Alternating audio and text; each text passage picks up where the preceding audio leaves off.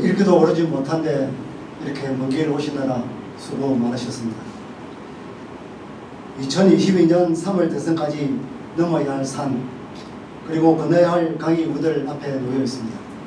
전국적으로 조직된 공정과 상식 회복을 위한 국민연합, 중앙본부와 각 시도 본부는 창립을 서두르고 있으며 오늘 경남본부 창립대회를 갖게 되었습니다. 그렇게 선언을 하도록 하겠습니다. 지금부터 공정과 상식 회복을 위한 국민연합 경남본부 창립대회 개회를 선언합니다.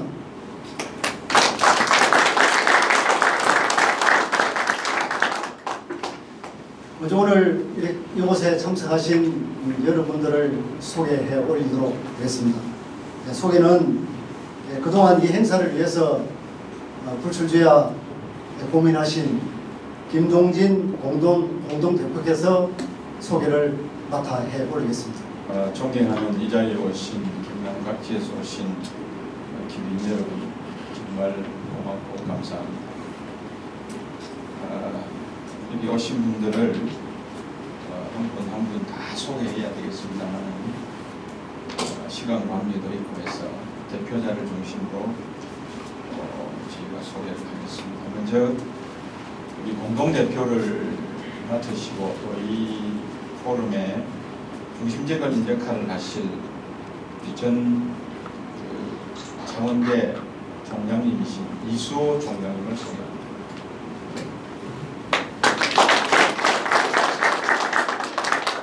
또 같이 이렇게 창원 마산에서 이렇게 조인해 주신 우리 임영주 전 마산문화원 원장님 여기 계십니까? 소개해드립니다. 우리 전 거제 교육장을 하셨던 이 마산에 계시는 김복근 교육장님 와주셔서 감사합니다. 또 창원 마산에서 몇 분 오신 분이 아직 밖에 계시나? 그 다음에 우리 양산에서 8분이 오시는데 전 시장을 2분이나 하신 우리 나동년 시장님 오셨습니다. 네, 같이 오신 분 한 믿어서 와주시죠. 아유, 감사합니다. 고맙습니다. 환영합니다. 이 사천에서 우리 김석한 전 시의원 하셨던 우리 가락 정치인의 회장님을 하고 계시는 김석관님 모셨습니다. 같이 오신 분 있으시죠? 네, 3분 같이 오셨습니다. 감사합니다. 밀양에서 제가 평소에 참 가까이 지내는 우리 박종대 회장님 어디 계세요? 저 뒤에 계시네요. 아이고, 환영합니다. 같이 오시는 분 모시죠. 같이 3분 오셨습니다. 감사합니다. 또 거제에서 우리 제가 평소에 존경하는 선배님이시고 거제시 의장을 연임으로 하신 우리 이영신 의장님 모셨습니다. 감사합니다. 같이 오신 분 계시다는데 어디 계십니까? 아이고, 감사합니다. 고맙습니다. 또 우리 통영에서 강근식 우리 도의원님을 비롯해가지고 7명 정도 오셨는데 좀 서서 같이 좀 인사를 해주시죠. 고맙습니다. 감사합니다. 그다음에 우리 고성에서 김석한 우리 회장님을 비롯해가지고 서너 분 오셨던데 좀, 아이고 고맙습니다. 감사합니다. 근데 제가 이렇게 행사를 많이 진행을 해봤습니다만 오늘처럼 요 좌석이 38개 좌석입니다. 38개 좌석이 하나도 안 비고 꽉 차면서 모자라지도 않고 남지도 않고 참 이렇게 되는 경우는 제가 처음 봤습니다. 아마 코로나 탓도 있겠지만은 그러나 아마 이게 하늘의 운세가 우리에게 주는 게 아닌가 이렇게 생각을 합니다. 여러분 정말 와주셔서 감사합니다. 고맙습니다.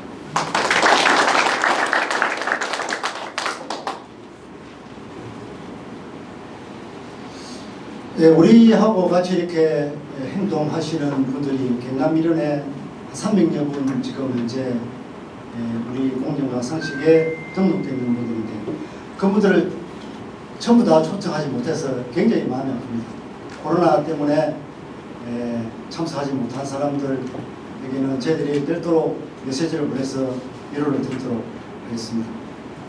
다음은 축사 순서가 있겠습니다. 먼저 제20대 대통령 예비후보 윤석열 후보의 축하 인사 영상을 보시겠습니다.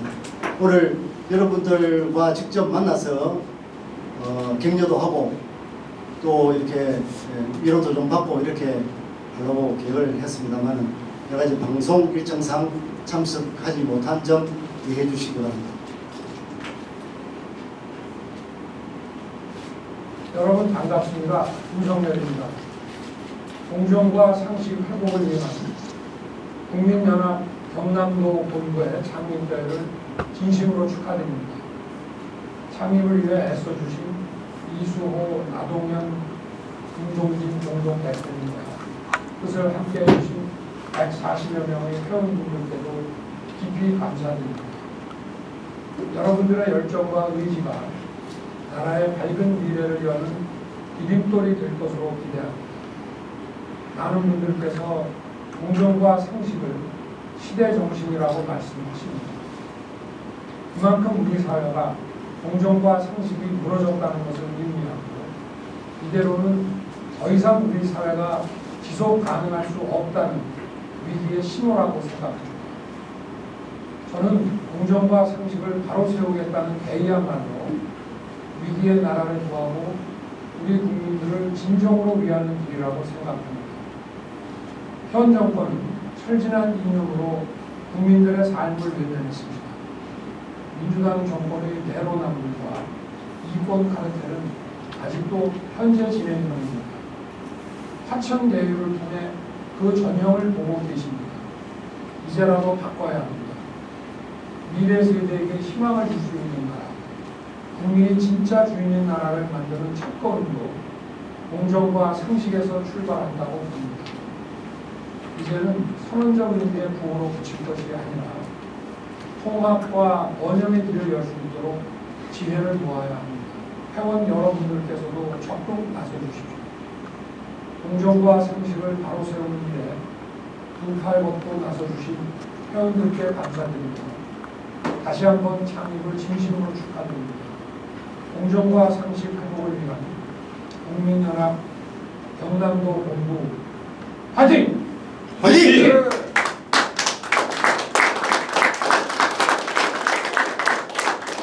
다음은 우리 정용삼 상임 대표님의 인사를 드리겠습니다. 이분 우리 상임 대표님도 오늘 참석하시기로 했는데 다른 지역의 창립 때문에 널리 오시지 못해서 영상으로 이렇게 인사를 보내왔습니다. 먼저 영상을 보시기 전에 우리 그 정용삼 상임 대표님의 양력을 좀 소개해 올리도록 하겠습니다. 현재 동국대학교 명예교수로 계시며 키르기즈스탄 유라시아 대학교 석좌 교수로 계십니다. 그리고 경력으로는 동국대학교 법과대학장, 법무대학원장, 한국법학교수원장, 대법관 후보 추천위원, 헌법재판관 후보 추천위원회 위원으로 활동을 하고 계십니다. 그럼 영상을 보시겠습니다.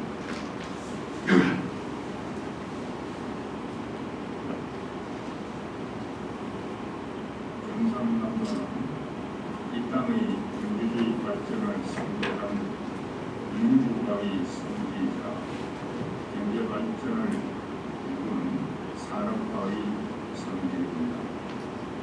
경남은 역사 속에서 공정정화의 위기에는 운행이 일어나 나라를 구한 애국 충정의 땅입니다. 경남의 18개 시군 340만 명의 도민은 대한민국의 소통과 통합을 이끄는 중심축입니다. 공정과 상식 회복을 위한 국민연합 경남본부의 창립을 진심으로 축하드리며 함께하신 여러분께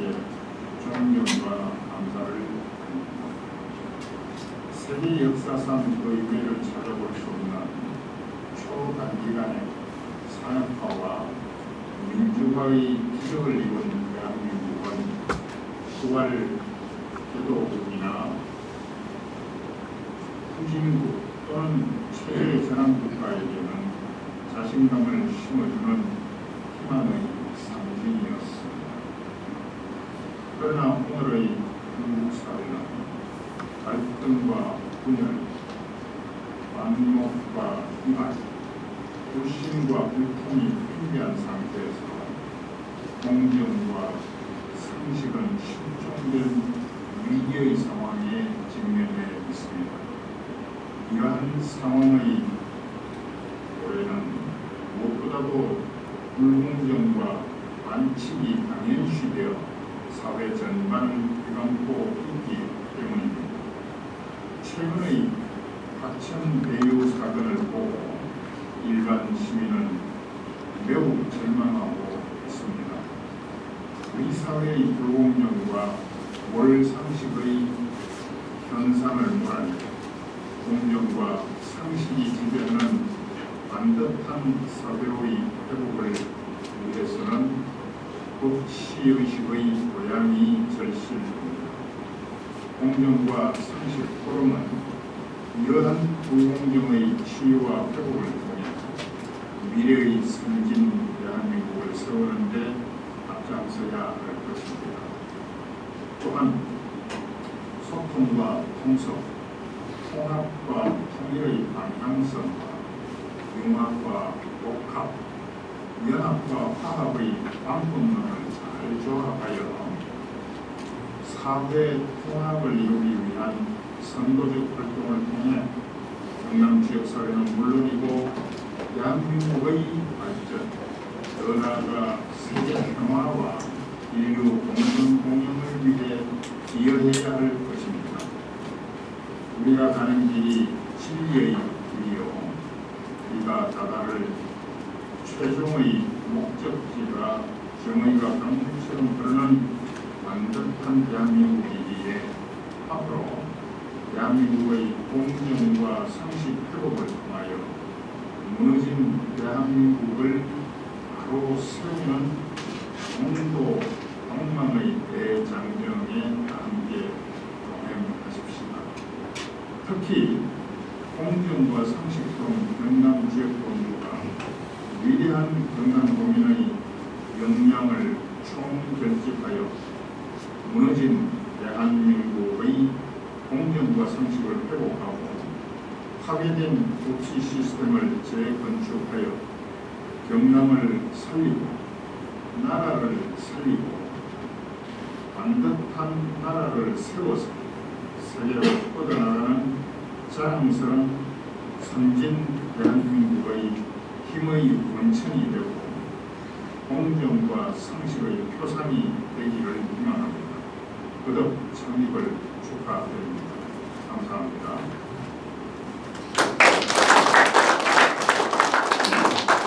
네, 잠시 저 스크린도 중요하고 좀 정정하겠습니다. 그동안 이 연합을 창립하시고 또 오늘 경남본부 창립했기까지 그동안 경과를 경남지역본부 공동대표이신 김동진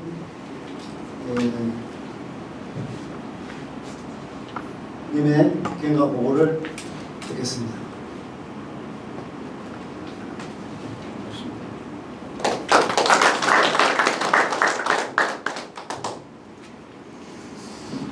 그동안의 경과 보고를 간단하게 말씀을 드리겠습니다.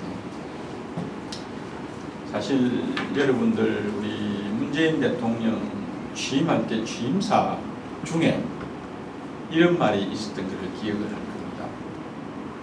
우리 국민 모두에게 기회는 평등하고 과정은 공정하고 결과는 정의로운 그런 나라를 세우겠다. 참 지금 생각하면은 참 웃음이 나오는 이야기 아니겠습니까?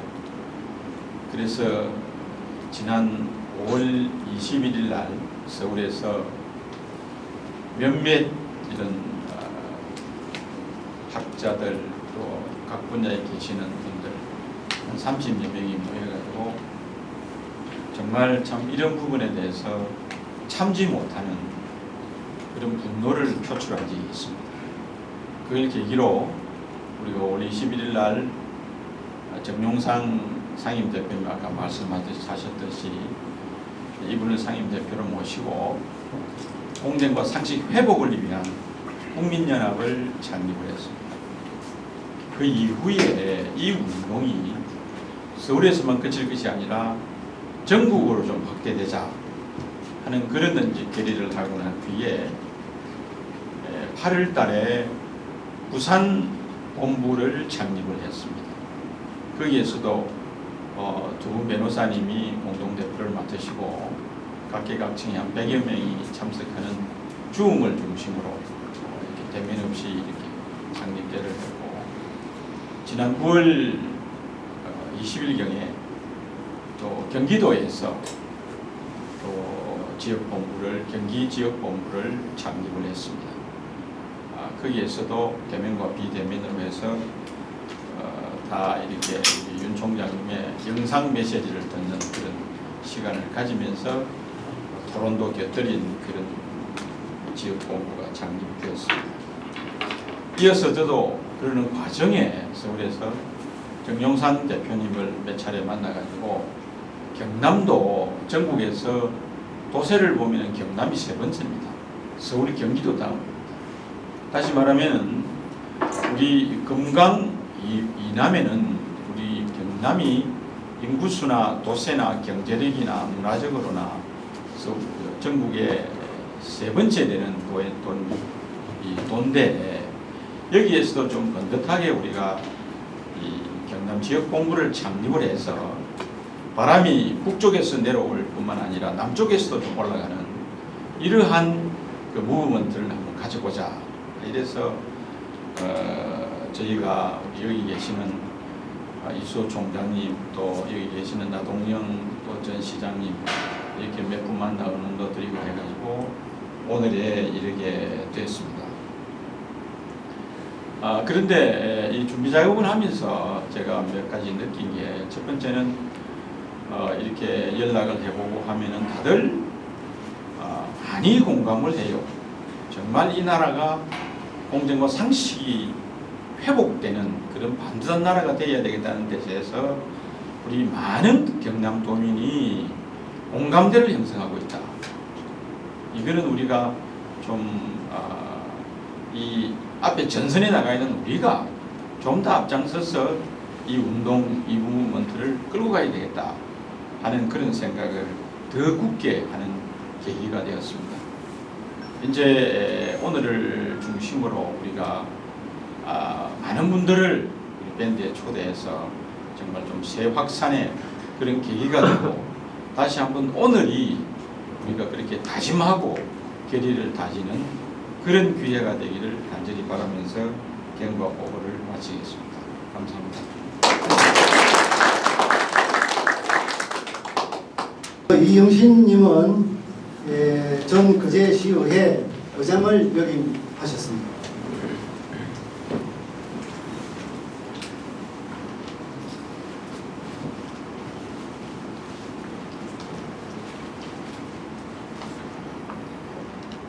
공정과 상식 회복을 위한 국민연합 경남본부 창립 기념 존경하는 경남도민 여러분, 대한민국 국민 여러분, 반만년 역사에 빛나는 우리 대한민국은 지구촌이 주목하는 국가로 성장 가도를 달려왔습니다. 강복이후 숱한 국난을 극복하였고 현대 와서는 민주적 질서 아래 기적을 이루어내면서 OECD 회원국으로서의 그 이상을 자랑하고 있습니다. 그러나 우리 국민의 희생과 노력으로 일구 온 우리 조국은 지금 최대의 위기에 직면해 있습니다. 군부 독재와 권위주의 정권을 타파하고 쟁취한 국가 민주화와 평화적 정권 교체의 전통이 집권 세력의 내로남불식 진영 논리와 전체주의적 국가 운영으로 말미암아 송두리째 무너지고 있습니다. 이랬듯 특정 집단의 편향된 이념으로 인해 자유민주주의 기반으로 하는 대한민국의 국가 정체성마저 흔들리는 상황에 이르렀습니다. 불공정한 자원 배분과 비상식적 법치 운영으로 우리 사회의 지역 간, 계층 간, 세대 간 갈등의 골은 더욱 깊어지고 있으며 젊은 세대는 미래에 대한 희망과 좌표를 상실한 채 불안 속에 헤매고 있습니다. 집권 세력은 국민의 눈과 귀를 흐리게 하는 정치적 수소와 선동으로 여론을 호도하고 집권자는 그 호도된 여론에 기대어 법치를 농단하고 국정 실패의 책임을 희석시키고 있습니다. 강정의 촛불 정신은 시민사회의 힘을 응변한 것인데 현 정권은 그 가시를 모조리 가져다 정권 유지 진영 독식의 도구로 전략시키고 말았습니다. 존경하는 도민 여러분, 대한민국 국민 여러분, 오늘 저희 공정과 상식 회복을 위한 국민연합 경상남도 지부 창립 발기인 47명은 대한민국이 구축해온 공정과 상식에 기반한 사회를 바로 세우고자 분연히 일어나 공정과 상식 회복을 위한 국민연합 경남본부를 출범시키고자 합니다. 공정과 상식 회복을 위한 국민연합은 지난 2020년 5월 21일 서울에서 창립되어 그간 12차례에 이르는 포럼을 통해 우리 사회가 당면한 민주적, 비법치적, 상식적, 국정의 문제를 제기하여 당론을 형성하고 대안을 촉구해 왔습니다. 이를 발판으로 대한민국과 경남도 자유민주 법치 상식이 넘칠 수 있도록 우리 경남본부는 경남도민의 정의를 추구하는 비판정신의 용광로가 되고자 합니다. 민주공화국의 시민정신은 구조리에 대한 비판과 참여입니다.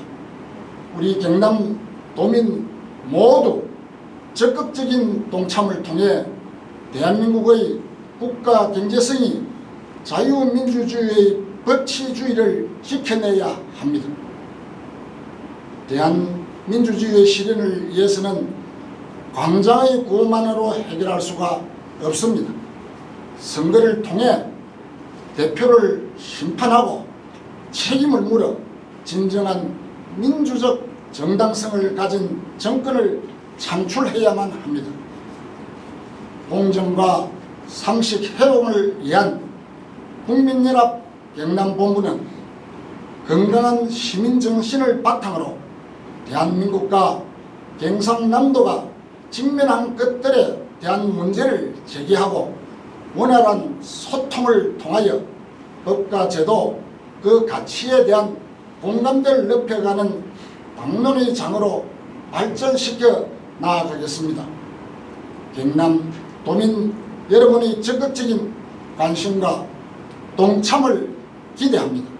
2021년 9월 29일 공정과 상식 회복을 위한 국민연합 경남본부 발기인 일동 감사합니다.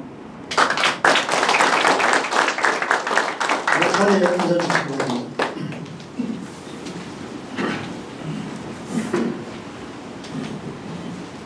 다음은 경남본부 공동대표 세 분의 심사와 강연을 듣겠습니다. 먼저 유수호 공동대표님의 심사를 듣겠습니다. 이수호 공동대표님은 전 국립창원대학교 총장을 역임하시고 많은 후학을 입결했습니다.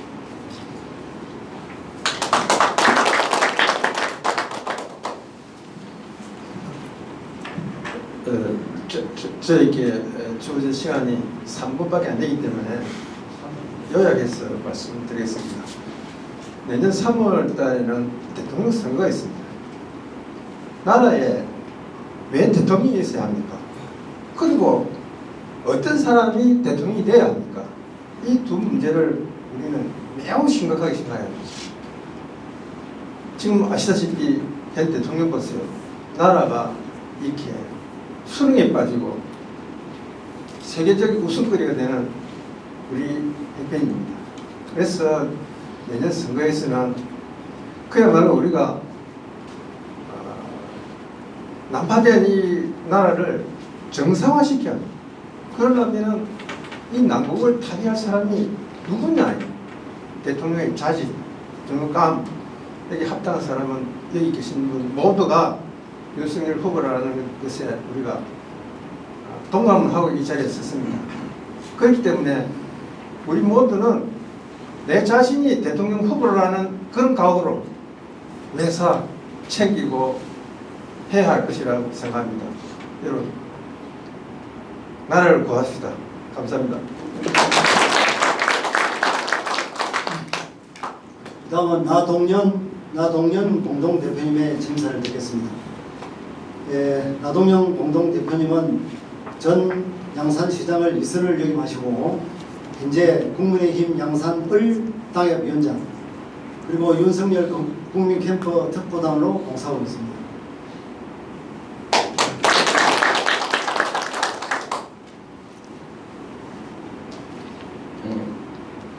여러분 반갑습니다. 오늘 우리 경남의 공정과 상식을 위한 국민포럼 우리 경남 오늘 본부를 발대를 하게 된 것을 무엇보다 뜻깊게 생각을 합니다.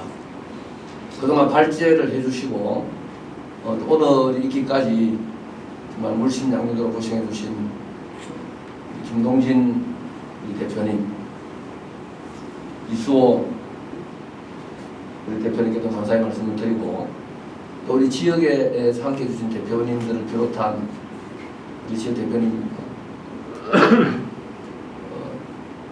함께해 주신 여러분들께도 감사의 말씀을 드립니다.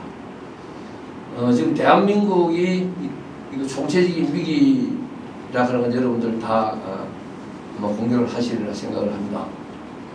정말 국가가 나락으로 이렇게 떨어져 버린 이 정권의 심각한 오류를 이번 대선에서 우리가 바로 세우지를 않으면 우리 대한민국은 정말 지구상에서 없어질지도 모르는 이러한 위기감을 함께 느끼고 있을 것입니다. 우리 경남은 이 국가가 어려울 때 항상 분연히 일었었던 정말 그러한 지역이기도 합니다. 지금 우리 국가적인 위기를 우리 경남에서부터 이렇게 분연히 일어설 수 있도록 우리 공정과 상식을 위한 의원 여러분들께서 함께 해주신다면 정말 그 길만이 국가를 구하는 길이다 이렇게 생각을 합니다. 여러분들 아마 공유를 하시고 또 함께 참여해 주셨기 때문에 2020년에 공정과 상식을 위한 포럼이 만들어지고 5월에 만들어지니까 상당한 그 세월이 흘렀고 또 포럼 활동이 이렇게 이어져 왔습니다. 우리 경남에서 조금 늦게 오늘에서 발대를 하게 되었습니다만은 정말 구국의 일념으로 유튜브로 만들어서 할 수 있는 우리 공정과 상식을 위한 이러한 포럼이 되었으면 합니다. 함께해 주신 여러분들께 다시 한번 감사의 말씀을 드리면서 저 또한 우리 양산을 일원으로 한 동부 지역에서는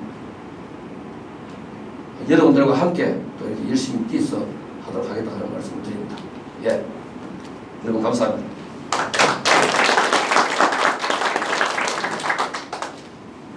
다음은 김동진 공동대표의 취임을 경한 강연을 듣겠습니다. 김동진 공동대표는 전 서울시장을 3선을 역임하시고 현재 통영시장을 3선을 역임하시고 서울기독대학교 특임교수로 재직 중이며 윤석열 국립캠프 경남선대위 부위원장으로 활동하고 있습니다. 예, 저 김동진입니다. 반갑습니다. 너무 자주 이렇게 마이크 앞에 서게 돼서 우리 송구스럽습니다만은 그게 이제 코로나 시대에 뭐 이래 좀 임팩트하게 해보려고 그랬더니 제가 이렇게 쓸 수밖에 없는 상황이 됐습니다. 사실은 오늘 제목이 참 나라의 앞날과 경남 발전 방향이라는 그런 제목으로 이 포럼이라는 게 법적 성격이 어떻느냐, 실질적으로 이렇게 대놓고 선거운동을 하는 것은 선거법에 좀 저촉이 되고, 그래서 뭔가 이래 좀 아카데믹한 그런 학술대 하는 그런 요소가 들어가야 된다고 합니다. 그래서 제가 발제 형태 겸 어떤 주제를 놓고 서로 토론을 하고 이야기를 하는 그런 시간을 갖기로 했던 겁니다. 그런데 이제 이게 내용이 사실은 우리는 마음속에는 뭔가 특정인을 가슴에 품고서 이분을 통해서 정권 교체를 이루어야 되겠다 하는 똑같은 생각을 가지고 이 자리에 앉아 계실 겁니다. 그래서 제가 이 법을 피해 나가면서 어떻게 하면은 이분을 통해서 정권 교체를 해야 되느냐 하는 몇 가지 명제를 지금 말씀드리려고 그러는데, 제가 구체적인 그분의 성함은 덤비지 않겠습니다. 여러분이 혹시 이렇게 하실 분이 도대체 누구겠습니까 하면은 여러분께서 답변하지 마시고 그냥 마음속에 이렇게만 해주십시오. 그러면 다 알고 넘어갈 겁니다. 그러면은 제가 어디 가서 무슨 뭐 이야기를 할 때 할 말도 좀 있고, 우선 이 시대를 한번 이렇게 완조를 해보면은 우리나라가 어떤 시대에 와 있느냐, 앞으로 시대 정신이 무엇이며 미래를 향해서 뭐를 해야 될 거냐 하는 것을 먼저 좀 생각을 해보겠습니다. 저는 이거를 3대 개혁과 이대호의 큰 과제를 극복해야 된다고 생각합니다. 물론 우리 이번에 나오는 모든 후보들의 공약을 보면 이런 내용이 들어 있습니다. 그러나 이러한 개혁 조치를 과연 어떤 후보가 해낼 수 있겠느냐 하는 것을 우리가 생각을 하셔야 된다. 첫째는요, 우리의 제일 공정과 상식뿐만 아니라 모든 면에서 우리의 발목을 잡는 것은 강성노조입니다. 이 강성노조가 개혁되지 않고는 우리가 다시 4만불, 5만불 시대로 갈 수도 없고, 또 이렇게 분열된 사회가 통합될 수도 없고, 또 남북관계가 화해라는 분위기를 탔을 때 뭔가 통일의 이니시티브를 잡을 수도 없을 겁니다. 그래서 우리는 노조개혁을 제일 큰 어젠다로 생각합니다. 지금 여러분 보세요. 이 노조의 피해가 어떻습니까? 노조 대기업을 중심으로 하는 강성노조는 대표적인 우리나라 기득권 세력입니다. 지금 현대중공업이니 뭐 큰 대기업들의 민주노총이 들어가니까 있는데 보면은 이게 연간 연봉이 7천만 원, 8천만 원입니다. 그런데 그 사람들이 계속 더 뭐하게 또 투쟁하고, 또 투쟁 내용이 보면은 임금 투쟁도 아닙니다. 이제는 이념 투쟁입니다. 이렇게 정치화되어 버렸어요. 이래서 되겠습니까? 지금 청년 일자리가 제일 어렵다고 난립니다. 20대 뭐 취업률이 얼마다 그럽니다. 이 가로막는 게 누굽니까? 이 강성노조입니다. 노조가 그 좋은 직장들 정규직을 전부 다 비정규직을 전부 다 정규직으로 해가지고 하는 바람에 그 사람들이 정규직 되는 바람에 젊은 사람들에게 좋은 신의 직장을 다 놓치게 하죠. 요번에 현대제철 당진 공장에서 일어나는 거 보세요. 이 사람들 한 800명 몰려가가지고요. 그냥 그 작업도 못하게 하고 그 작업 못하게 하는 그 노동운동을 하는 투쟁 과제가 뭔지 아세요? 현대제철소 당진 공장에 하도급 업체가 이게 정규직이든 비정규직이든 쓰고 있는 직원을 현대제철 본사가 정규직으로 직고용해라는 거예요. 이게 말이 돼요.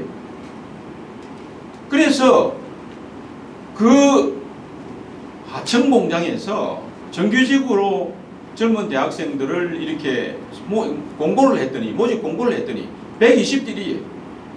거기라도 못 들어가서 난리인데 이 사람들은 이거를 직고용해가지고 지금 있는 비정규직에 있는 사람을 정규직에 해라. 그것도 직고용해라. 이러고 있습니다.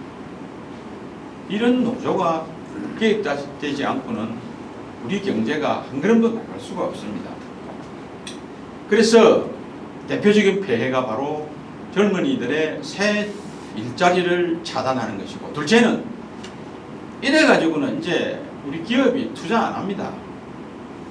이제는 사람 안 쓰는 그런 공장만 지으려고 그래요. 그래서 이제 우리 기업은 어떻게 하느냐? 다 해외 투자합니다. 국내 투자 안 하랍니다. 그리고 해외에서 들어오는 투자도 해마다 감소하고 있습니다. 우리 국내 기업이 외국에 가서 투자하는 것보다도 외국인이 우리나라에서 투자하는 액수가 훨씬 적어지는 그런 세상이 되어버렸습니다. 이게 바로 일자리 감소 아닙니까? 그래서 저는 이렇게 생각했어요. 문재인 대통령이 당선이 됐을 때 우리 역사상 참 좋은 기회가 올 것 같다. 독일의 예를 들어보겠습니다. 독일에서 메르켈 수상이 16년 동안 독일의 전성기를 이끌었습니다. 유럽에서 제일 잘 나가는 독일의 1등 국가가 됐죠. 그것이 어떻게 해서 그렇게 됐느냐? 그 앞에 수상이 슈레더 수상입니다. 그분이 사회당 당수였어요. 그분이 여러분 잘 아시죠? 우리나라 여자분 김소연 씨인가 하고 이렇게 결혼할락 말락 하다가 어떻게 됐는지 모르겠는데 좀 시비가 걸려있고 그렇죠. 사회당 당수인 슈레더 당수가 정권을 딱 지면서부터 그 사회당은 노조로부터 지지를 받아가지고 당수가 되시고 정권을 잡았습니다. 정권을 잡자마자 이분이 한 게 바로 노조개혁입니다. 자기를 지지해준 그 세력들을 설득하고 부닥쳐서 그 어떤 이 대체 이 근무라든지 이 정리해고의 유연성이라든지 이런 걸 확보를 했어요. 그래가지고 기민당의 메르켈이 보수당이 잡고 난 뒤에 저렇게 탄탄대도를 간 겁니다. 사실은 보수당이 이게 노조를 개혁하기가 굉장히 어렵습니다. 어느 나라를 막느라고. 영국의 그 대처 여자 수상 외에는 이게 상당히 어렵습니다. 대처 수상도 10년간 버티가 불복을 받았습니다. 우리나라도 정말 이 진보 정권이 들어왔을 때 이 민노총의 촛불 덕을 봐가지고 정권을 잡은 사람들이 유일하게 좀 희생을 덜하면서 노조를 개혁할 수 있는 기회예요. 그걸 했더라면은 아마 문재인 대통령은 역사에 남는 대통령이 됐을 겁니다. 근데 거꾸로 기업은 옥죄고 그 사람들 챙겨주고 친노동적으로 이 정권이 바뀌어버렸어요. 이제는 우리는 진보 정권이 다시 이 노조를 개혁할 수 있는 힘과 근거가 없어져 버렸습니다. 우리는 다음 정권에 바뀔 수밖에 없습니다. 그 다음 정권은 바로 보수 정권이라는 거죠. 이 노동개혁을 할 사람이 누구겠느냐 하는 것은 여러분들이 잘 판단을 하십시오. 둘째는 제가 보기에는 교육개혁입니다. 교육개혁.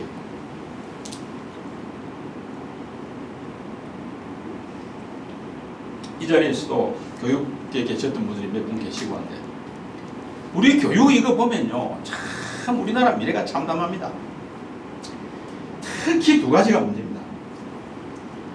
지금 이 남쪽 경남 이쪽은 잘 모르겠습니다만 제가 경기 서울에 있어 보니까 자사고, 특목고, 민족사관교 이런 학교들 다 폐교를 시키는데 진보교육감들이 폐교를 시키는데 그걸 다시 이제 소송을 해가지고 다 이겨내고 있습니다. 이게 수월성 교육이구만 없어져 버렸어요. 전부 다 하향 평준합니다. 요새는 또 고등학교에 대학처럼 선택 과목을 선택해가지고 이게 학점 받는 식으로 이렇게도 바뀌어가고 있어요. 이래가지고 무슨 인재가 크겠습니까? 하향 평준합니다. 진짜 미래가 참담합니다. 여러분 이건희 그 회장님 말씀하신 거 기억하십니까? 저는 그 이야기가 어떻게 머리를 띵하고 들어오는지 생생하게 기억합니다. 그분이요 유럽 가서 이랬습니다. 직원들 모아놓고 보소 우리 삼성은 영재를 영입해야 됩니다. 영재 하나가 천재 하나가 미래의 일자리 50만 개를 창출합니다. 그랬습니다. 이게 현실입니다. 사람이 어떻게 똑같습니까? 개성이 다르고 능력이 다르고 자질이 다르고 키도 다르고 뭐 이 손금도 다 다른데 각자의 개성이 맞는 교육, 능력에 맞는 교육이 돼야 이 뭔가 일이 제대로 돌아가죠. 그리고 두 번째는요, 이 교육 현장이 이념화되어 버렸어요. 정교조를 중심으로. 이게 기가 찬 게 그제 저기 뭐 김일성이 뭐 자서전 뭐 우리나라에 번역해서 뭐 발간한다고 그랬죠. 지금 정교조를 중심으로 이 사회 시간에 말이죠. 아이들 뭐 가르치느냐? 알지산 항일운동 가르칩니다. 홍범도 장군 요분이 아마 영웅처럼 대접했죠. 그분이 상해 임시정부 시절에 확실히 독립군을 이끌고 독립운동을 하셨습니다. 그러나 후반기에 키르기스탄, 카자흐스탄 가가지고 공산당 당수였어요. 그 양반이 그쪽에. 요번에 김행석 교수가 기자회견하면서 그걸 밝혔습니다.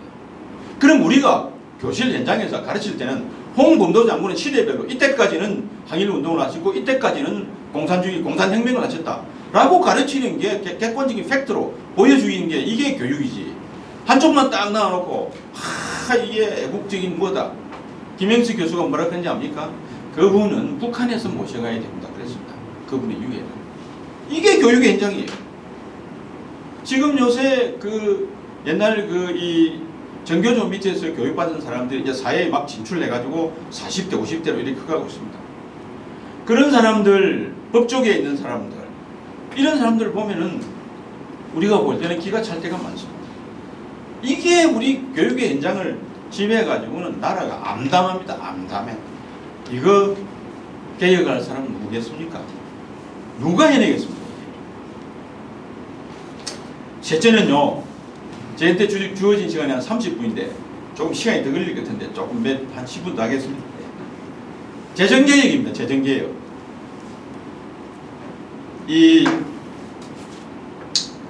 그제 여러분 기억하실지 모르겠는데 홍남기 부총리께서 국회에 가지고 뭐라고 답변했느냐. 나라의 곳간이 비어가고 있습니다. 이랬습니다. 그 다음날 말을 바꿨어요. 비어가는 곳간 채울 수 있습니다. 이랬습니다. 참 그 사람 치고 뭐라 할까요?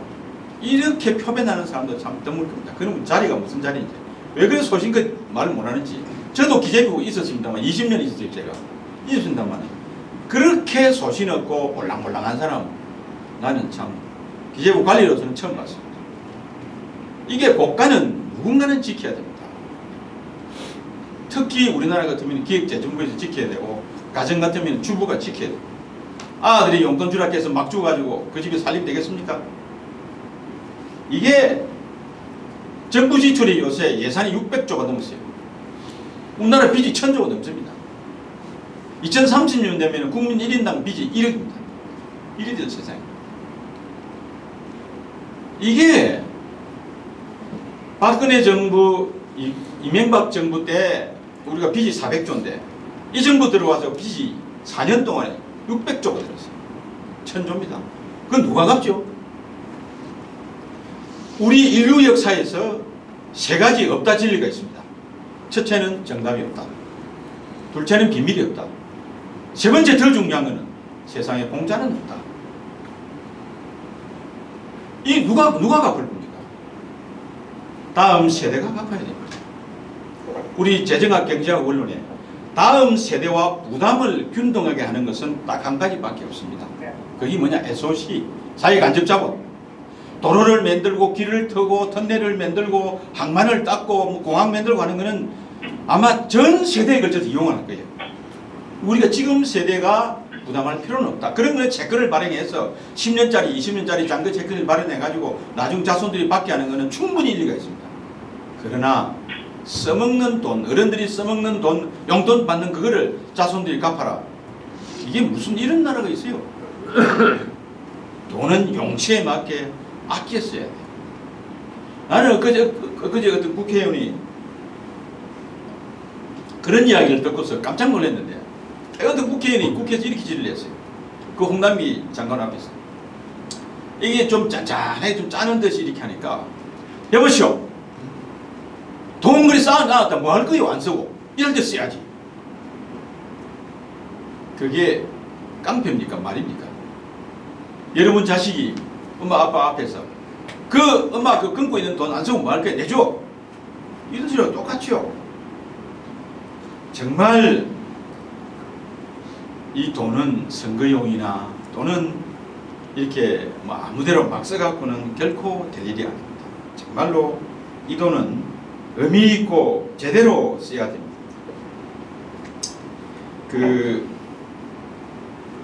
참 이 정부가 하는 일이 그 돈 쓰는 것도 그렇습니다만 미래를 생각하지 않아요. 지금 우리 국민연금 넣죠? 이 국민이 한 200조쯤 될 겁니다. 지금 넣는 게. 근데 2030년 되면은 이 국민연금이 수입보다 지출이 많아집니다. 지금은 다 넣는 사람들이 받는 사람보다.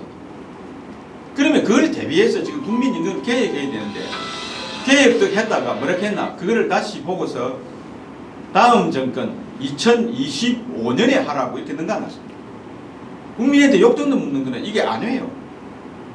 나는 우리 문 대통령 하는 것 중에 제일 꼴상 보기 싫은 거는 이게 보기 싫습니다.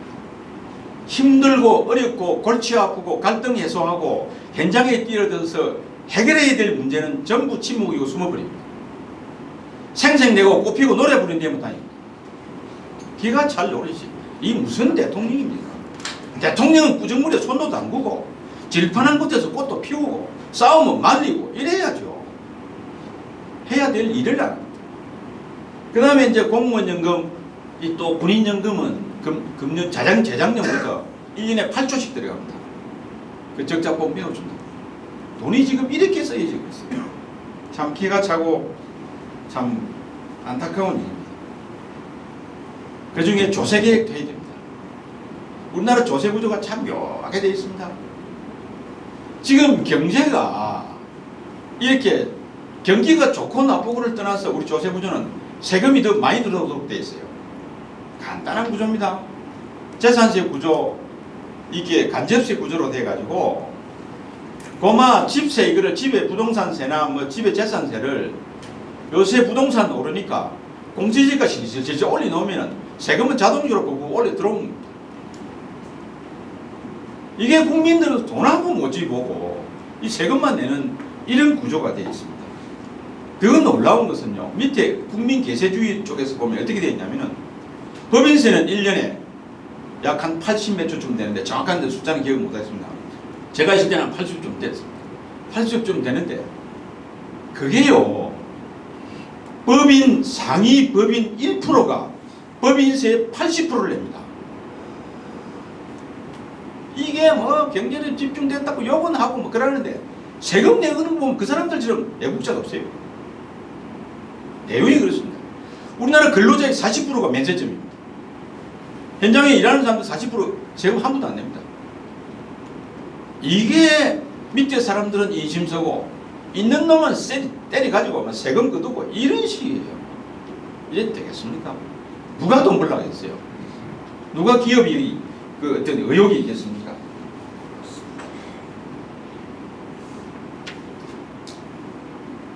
특히 부동산 세제는 바뀌어야 됩니다. 이 정부 들어와서 부동산 잡느라고, 특히 주택가격 잡느라고 세제를 가지고 두드렸어요. 참 이 사람들 보면 저도 경제학을 공부하고 내가 경제부서에 있었지만 이 사람들 정말 안타까운 게 이 주택을 어떻게 보느냐면요. 우리나라 주택 공급과 수요를 보면은 공급이 넘칩니다. 왜 그런지 아세요? 지방은 미분양 사태고 서울, 경기도 일부는 이 분양이 화랑입니다. 그런데 나라 전체로 보면은 미분양이 많기 때문에 공급은 넘어난다. 주택 보급률이 얼마냐? 국민 70%가 주택 소유자들입니다. 왜냐? 시골 가면은 공가가 많아요. 전체로 이렇게 합하면 5천만 국민, 2천만 세대로 합하면 세대별로 이 주택이 남아납니다. 공급은 충분하다. 그러면 주택값이 왜 오르느냐? 다 소유주택 때문에 그렇다. 주택을 많이 한 사람이 많이 소유하기 때문에 그렇다. 그 사람들 때려잡자 해가지고 그 사람들에게 과잉 세금을 물리고 또 거기다가 뭐 이렇게 양도소득세도 물리고 해가지고 세금을 쫙 물렸어요. 아이고 그 사람들이 한락하니 재산세이 많이 올랐다 해서 한락하니 양도소득세 많아서 못 팔고 그냥 주저앉아버리고 이렇게 주저앉아버려요. 그러니까 주택 물량이 오히려 줄고 양도소득 때문에 전세가 오르고 월세가 오르고 이렇게 되어버렸어요. 그 다음에 재밌는 것은 더 재밌는 것은 주택 공급을 해도 얼마나 어리석게 공급하느냐. 주택 공급은 숫자로가 나올 게 아니고 국민의 니즈, 국민이 뭘 원하느냐, 어떤 주택을 원하느냐에 따라서 그 주택을 그곳에 공급할 때 주택 가격이 안정됩니다. 공급도 그렇게 해야 됩니다. 그런데 주택 공급을 늘리기 위해서 서울서 뭐 50km, 60km 떨어지는데 신도시 만들어가지고 공공주택, 공공임대주택 13평, 17평짜리를 막 지어가지고 분양하면서 젊은 사람들 이렇게 집 없는 사람들 좀 싸게 오시오 그래요. 젊은 사람들 그 동탄이나 이렇게 50km 떨어지는데 누가 갑니까?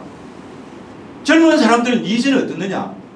좀 작아도 좋고 비싸도 좋으니까 서울 근교에 지하철 가까운데 출퇴근하기 좋은데 좀 하나 만들어줬어. 이것이 그 사람들 니즈고, 남한 사람들은 서울서 비싸게 사느니 내가 어디 저 뭐 한 50km 어디 좀 지방에 가면은 좀 널찍한 아파트에 편하게 살 수 있겠다 해가지고 그거는 널찍하게 지어줘야 돼요.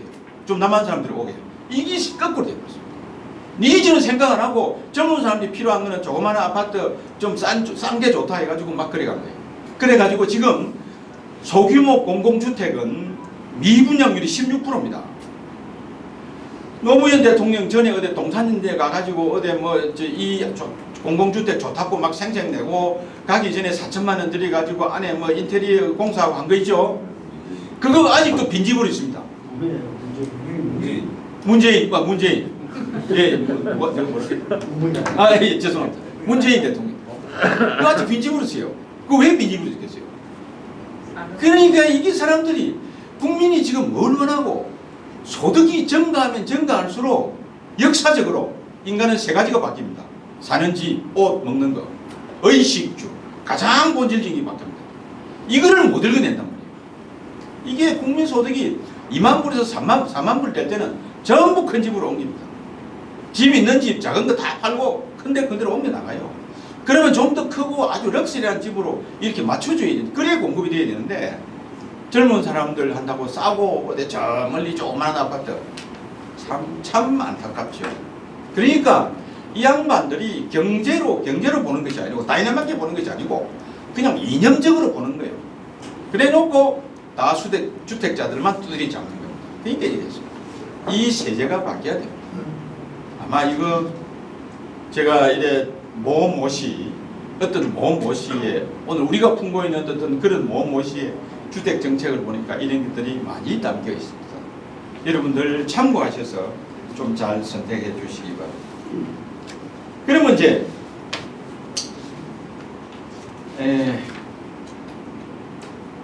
그 다음에 참 한번 생각해 볼 거는 계획을 떠나서 한번 생각해 볼 거는 이 시대를 한번 볼 때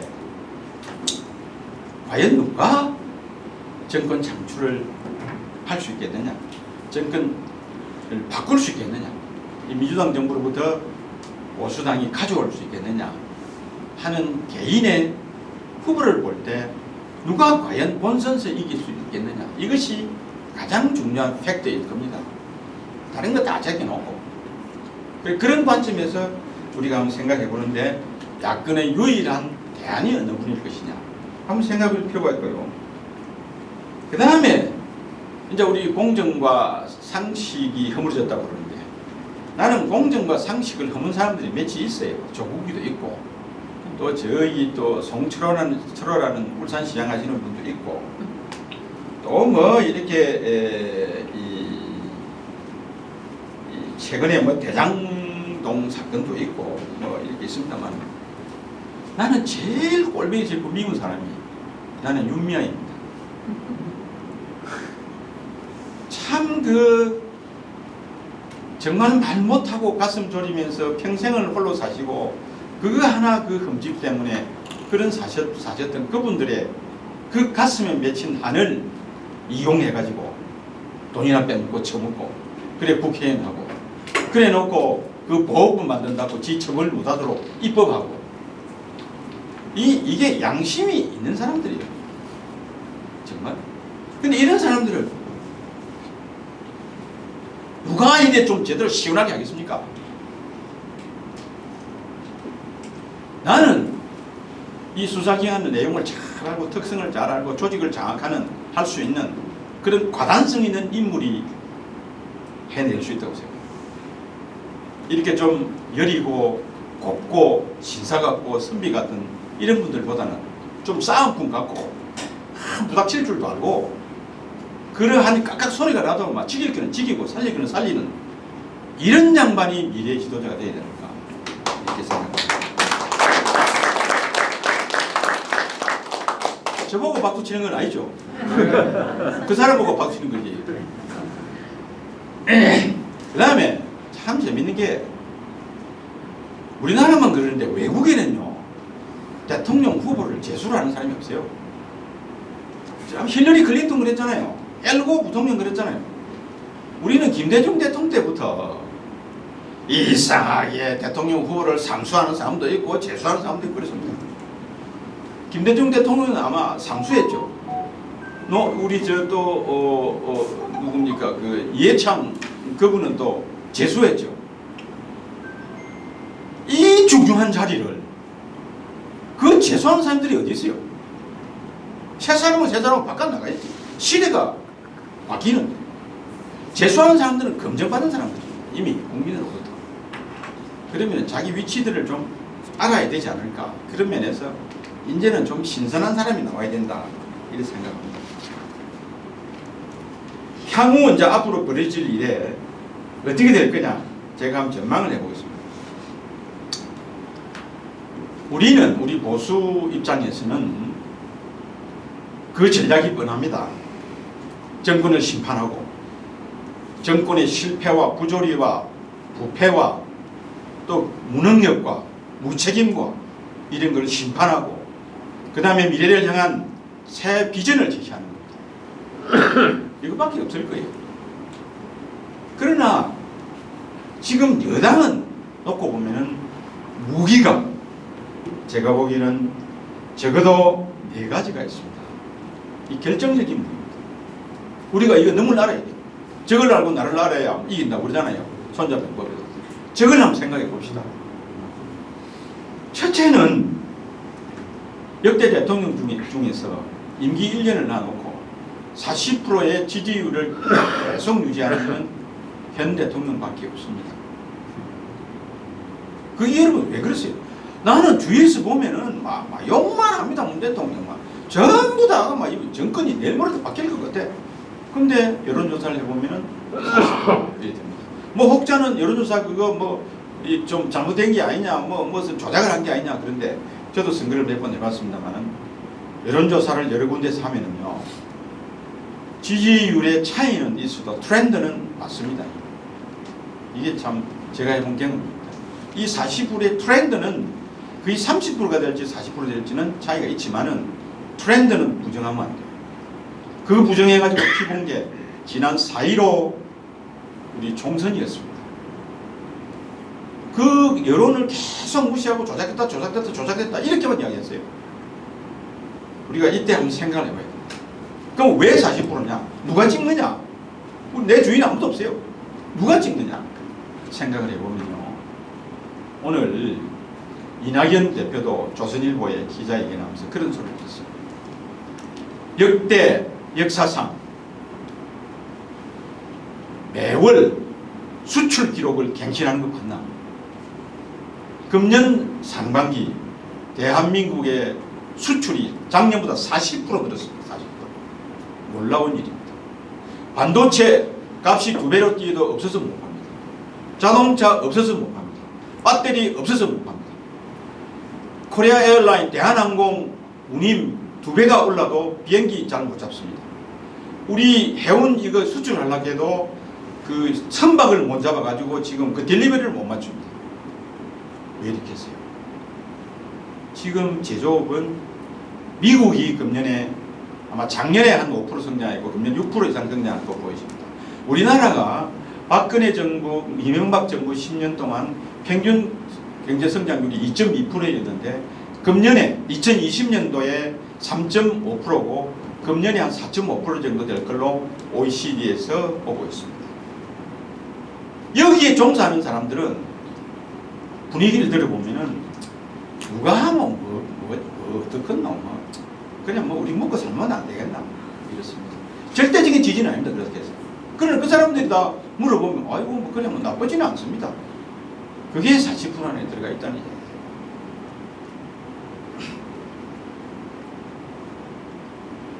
그 다음에요. 그럼 요번에 윤호중 씨가 이 원내대표가 국회에서 이렇게 연설하는 거 들어보셨습니까? 그거 보면 이런 게 있습니다. 대한민국 당군 이래로 5,000년 역사에서 처음으로 이 정부 들어와서 실질 구매력 기준 1인당 GDP가 일본을 앞섰다. 사실입니다. 사실이 그렇습니다. 이 당당합니다. 그런 면에서. 그리고 뭔가 이 중산층한테 먹히는 일입니다.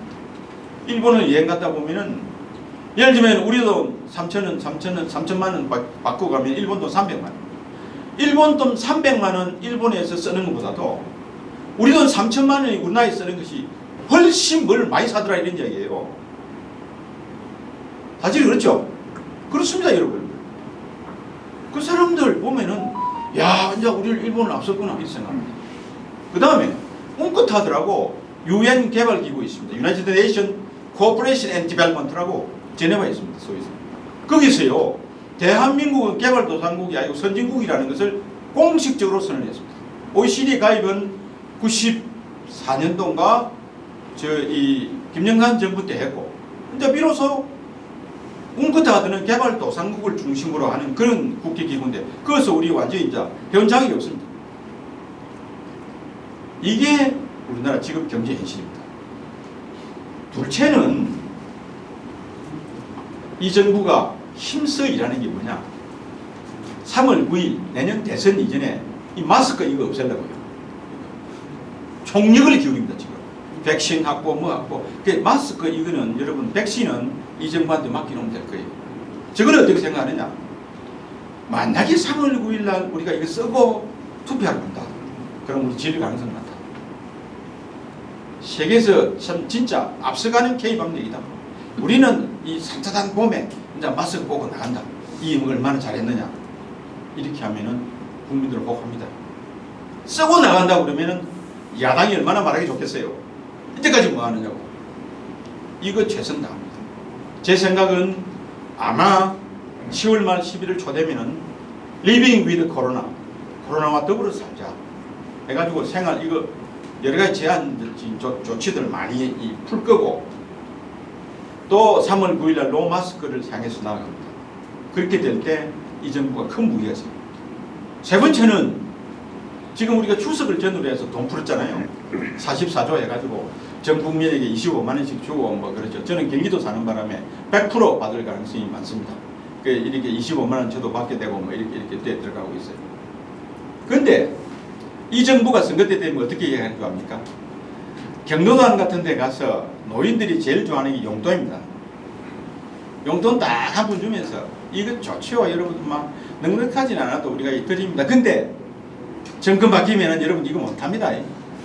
이런 재미없어요 하면은 딱 정해집니다. 노인들은 어디로 찍어야 될지. 이게 현실입니다. 저희들 선거를 해봐서 너무 잘 알아요. 그 어디 뭐 참 저도 어디 가서 그걸 못했습니다만 어디 누굴 시켜가지고 뒤로 해가지고 뭐 노인들한테 용돈 주면은 그 다음 자세가 달라집니다. 인사가 달라집니다. 이게 돈의 힘입니다. 이 강력한 힘이 있어요. 내체는 이보다 더 큰 무기가 하나 있습니다. 그게 뭐냐면요. 우리가 2018년도 지방선거 할 때 푸른 물길이 확 썰어버렸죠. 더불어민주당이 완전히 그냥 막 지방 권력을 완전히 차지했지 않습니까? 장악을 했거든요. 그때 그게 왜 그랬겠어요? 트럼프하고 김정은이하고 싱가포르 정상회담을 하는 바람에 그때 했습니다. 이거 진보 세력들한테는 환상을 줍니다. 환상을. 지금 김여정이가 이렇게 메시지 보내가지고 남북 정상도 조건부로 이렇게 할 여지를 탁 만들어놨어요. 묘하게도 지금까지 선거도 그랬습니다만은 이 진보 쪽하고 북한하고 딱 이해가 맞아떨어지는 부분이 이 부분입니다. 한번 보세요. 김대중 정부 때 5억 갖다 줬죠. 5억 달러 이렇게 이북에 갖다 줬죠. 노무현 정부 때 쌀, 비료, 뭐 의약품들이 줬죠. 그 다음에 이명박 정부, 박근혜 정부 오면서 딱딱 끊었습니다. 박근혜 정부 와가지고 특히 그 도발 때문에 개성공단까지 폐쇄를 했습니다. 저거한테 이익되는 게 없어요. 그러니까 진보 정권이 이익돼야 조금 빨아먹을 것도 있단 말이에요. 그런데 정부에서도 청와대에서도 지금 뭘 노리느냐. 2월 4일부터 2월 14일까지 베이징에서 2월 20일까지 베이징에서 베이징 동계올림픽이 열립니다. 김정은이하고 공작적 잘 된 게 평창 동계올림픽에서 그랬던 거 아닙니까? 그죠? 그래갖고 이제 트럼프하고 만나게 되었습니다. 자, 이걸 한 번 더 써먹으려고 하는 거예요. 그 가서 이렇게 김정은이 만나가지고 궁짝짝 해가지고 어디 판문점에 이 다리 하나 건너고 이렇게 한번 쇼를 한번 벌이면은 또 진보 세력도 펄펄 뜹니다. 남북 화해가 만드는 등 내일 모레 막 우리 통일이 되는 등 이런 착각을 하게 만들어요. 이 사람들 잘합니다. 영악합니다. 그리고 이 영악한 정치 공작 도같은 사람들. 지금도 보면은 얄궂이 뭐 그 뭡니까 뭐 고발 사준가 그거 가지고 물 흔들어지고 있잖아요. 그리고 대장동 건도 지금 어떻게 하느냐. 실제로 대장동에 7사람이 김만배 외에 뭐 천지동인인가 하는 1호, 2호, 3호, 4호, 5호, 6호, 7호까지 해가지고 그 돈 갈라먹은 돈이 6천억에 가깝습니다. 그 돈 행방에 대해서는 입 싹 다물고 얄궂이 곽상도 아들 돈 50억 받은 걸 가지고 국민의힘 게이트라고 몰아붙이고 있습니다. 이런 적반하장이 어디 있어요? 이게 이렇게 간단 말이에요. 이만큼 이 사람들 그 어떤 이 정치 공작이 영악합니다. 반성이라는 건 없고 이런 정치 공작들이 나올 가능성이 좀 있다. 이런 면에서 우리가 알고 들어가야 됩니다. 그래서 우리는 내년 설에 대규모 이렇게 자금이 또 국민재난지원금으로 살포될 때, 뿌려질 때 우리 정신 차리고 젊은이들에게 이 돈 좋아하지 말자. 이 돈 정말로 너가 나중에 갚아야 될 돈이다. 세상의 역사의 원칙이 공짜는 없다 하는 걸 좀 인식시켜주고 남북 이 가지고 장난칠 때 우리 한번 안 속았나? 두 번은 썩지 말자. 좀 이렇게 해주셔야 되고 경제 진짜 양극화가 더 벌어졌어요. 이게 지금 소상공인들 뭐 이런 사람들 보세요. 막 자살하는 사람들, 택배 기사들 자살하고 뭐하고 야 이런 건 안 보이나? 왜 우리가 이 정부가 뭐 진보가 뭐 평등한다더만 이런 데는 이렇게 하느냐? 라고 우리가 좀 반론을 펴서 뭔가 좀 정신을 차리도록 이렇게 해나가야 할 것 같습니다. 제 짧은 이 내용이 여러분을 판단하는데 좀 도움이 되기를 바랍니다. 감사합니다.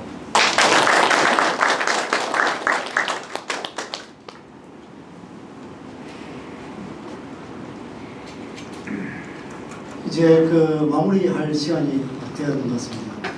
예, 장시간 1시간 넘게 여러분들 이렇게 이 행사의 계기와 희망을 보여주신 동지 여러분 감사합니다. 이제 대선이 약 150일 앞으로 다가왔습니다. 지금 현재 그리고 앞으로 다가올 대선까지 공정과 상식 회복을 위한 국민연합 동지님들이 윤석열 후보를 위해서 해야 할 일은 아주 많습니다. 산적해 있습니다. 10월 8일에 있을 2차 컷오프에 통과할 수 있도록 여러분들 힘을 모아야 되겠습니다. 그때 반영 비율은 국민 여론 70%와 당원 여론 30%로 결정됩니다. 그리고 11월 9일에 있을 최종 당내 경선에 통과할 수 있도록 힘을 모아 주시기 바랍니다. 그때 반영 비율은 국민 50%와 당원 여론 50% 이렇게 됩니다. 3월 9일 있을 대선 승리를 위해 최선을 다하는 일입니다. 오늘 이 열기를 계속 이어나갈 수 있도록 내 주변 관리를 철저히 해주시고 아직 끝나지 않은 코로나19에 잘 대응하시어 건강 잘 챙기시길 바라면서 장시간 행사에 참석해 주셔서 감사드립니다. 이것으로 공정과 상식 회복을 위한 국민연합 경남본부 창립대회를 모두 마치겠습니다. 감사합니다.